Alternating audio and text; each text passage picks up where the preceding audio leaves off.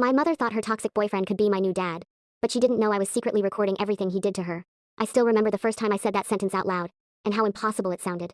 Because the woman I'm talking about isn't a stranger from a headline. She's my mom, my protector, my best friend.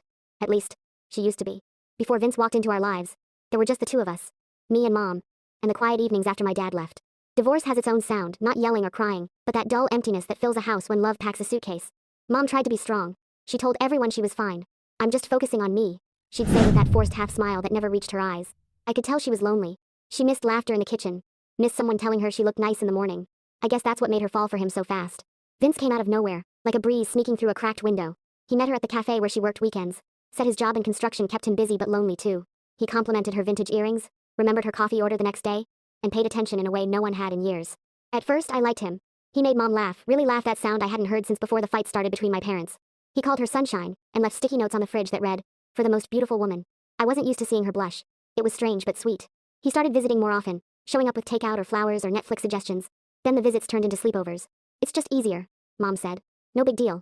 3 months later, there was a toothbrush in our bathroom that wasn't ours. At first, he played the perfect guest, polite, helpful, fixing squeaky doors, offering to cook, telling jokes that made Mom giggle like a teenager. But there was something about him that made silence heavy. He'd stare too long when I answered questions. He'd make comments that seemed like jokes, except they weren't funny. "You'll understand when you're older," he'd say, the universal phrase men use when they don't want to be questioned. Mom couldn't see it. Or maybe she didn't want to. After all, Vince gave her everything she'd been craving: attention, validation, the illusion of safety. One night, when he thought I couldn't hear, he told her, "You don't need to talk to your ex anymore. He doesn't care about you or Emma." Mom murmured something, and he answered, "Trust me, babe. I know how men like him think." That's when I started to realize charm isn't always kindness. Sometimes it's a costume made of words. Little things changed first. He started choosing her outfits for dinners, suggesting what colors suited her best. Then he commented on how long she spent on the phone with Aunt Judy. A few weeks later, the phone call stopped completely. I began calculating how long it took him to change each part of her schedule, her friends, her smile. He worked fast. He treated me kindly while Mom watched, but his eyes said something different when her back was turned. Like he didn't like that I still texted Dad. Didn't like that I saw through his charm. Once, he smiled at me across the table and muttered, "Respect goes both ways, kid." I nodded but said nothing. At dinner one evening, he brought up the topic I'd been dreading.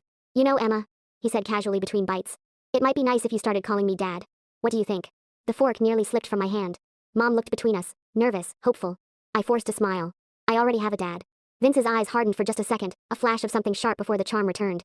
He laughed too loudly. "Of course. Just a suggestion." That was the first crack in the perfect family picture my mom thought she was painting. After that night, I started noticing how power shifted. He wasn't helping anymore, he was deciding. What we watched on TV, what Mom cooked, what time she went to bed. All wrapped in soft-spoken care.